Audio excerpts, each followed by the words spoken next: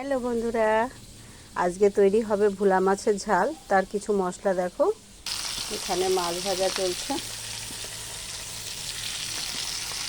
এটার একটা গ্রেভি করে নিতে হবে, মানে পেস্ট করতে। ফোড়নে দেব কালো জিরা, লঙ্কা, আর এদিকে একটা পেস্ট করা আছে আর কিছু গোটা আছে। এবার এটা দিয়ে দেব। চলো রান্নাটা শুরু করি।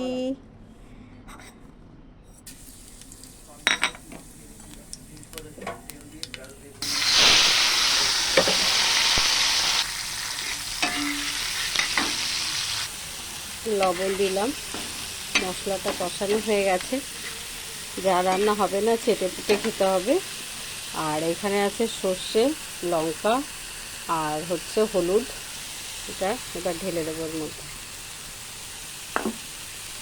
দেখো গ্রেভিটা রেডি হয়ে যাচ্ছে। এবার একটু জল দিয়ে মাছটা ছেড়ে দেবো। এবার গরম মশলা দিয়ে দেবো আর একটু দেবো পুদিনা পাতার পেস্ট।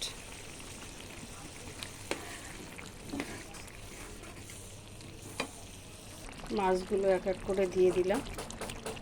বাবা,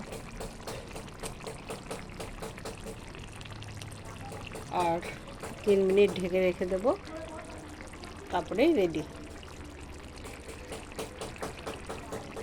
খুব সুন্দর, ভাত বেশি লাগবে, এটা গ্যারান্টি। দারুণ হয় এটা। আর কেউ যদি একটু চিনি দিতে চাও দিতে পারো, আমি অ্যাভয়েড করছি। ঠিক আছে, টাটা।